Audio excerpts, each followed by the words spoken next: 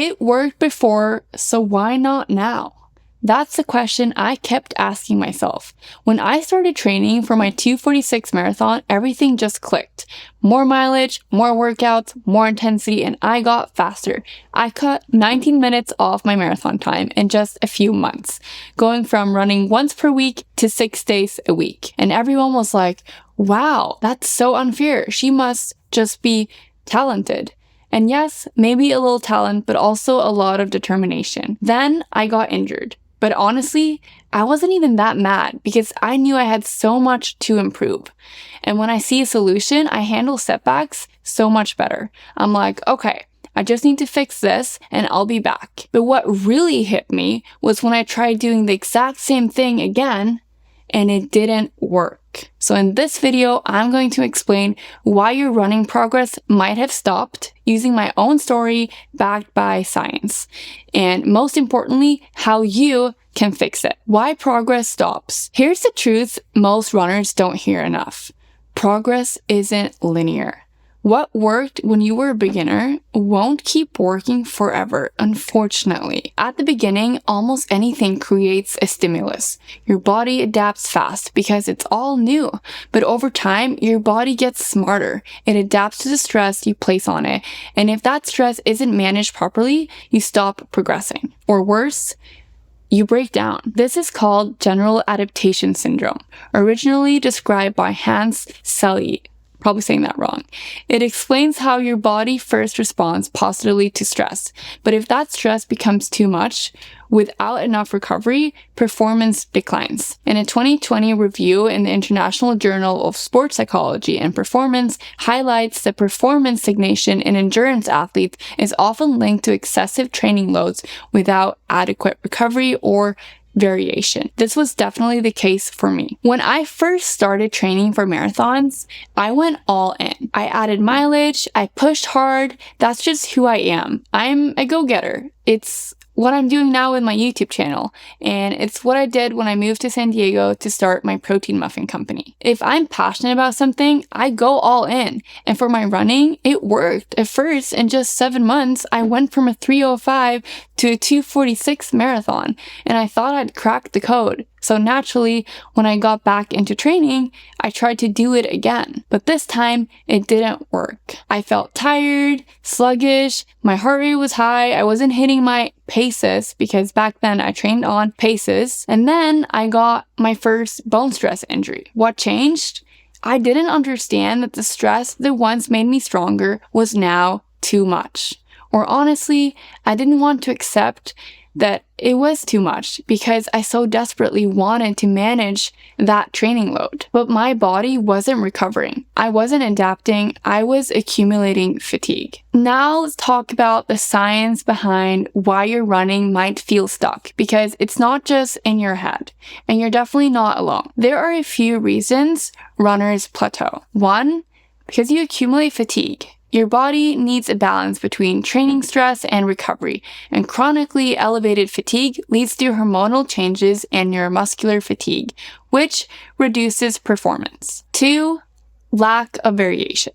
Running the same pace, same route, same heart rate every day, your body adapts and then stops responding. So you need to periodize your training.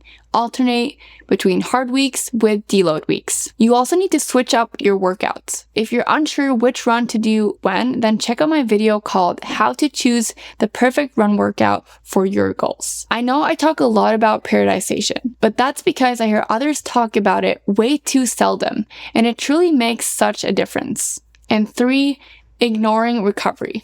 Studies show that recovery is where the magic happens. Growth hormone and mitochondrial adaptations spike during rest, not during your runs. But here's the thing, us runners, we're go-getters. We're always doing something. Training, working, chasing big goals. That's kind of the vibe, right? So recovery doesn't always come naturally for us. And recovery isn't just about massage guns, ice baths, or other quick fix gadgets.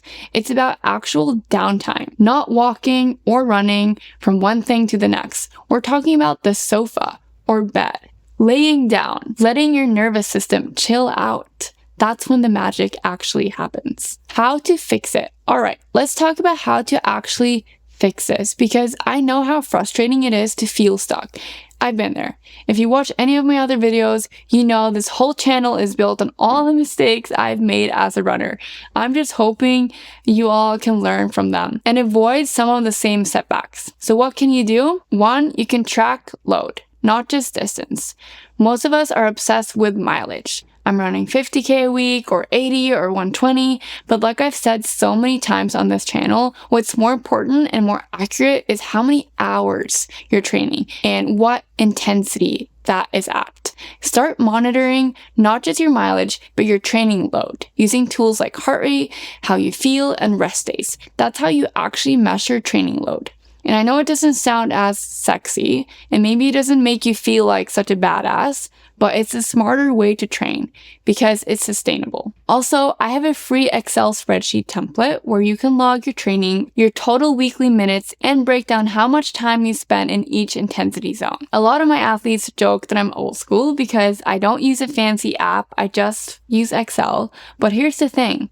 I want us to reflect on our training, to actually pay attention. When it all syncs automatically, we stop looking, we stop learning. With this sheet, you're not just tracking, you're thinking, you're seeing the bigger picture. 2, run by heart rate and time.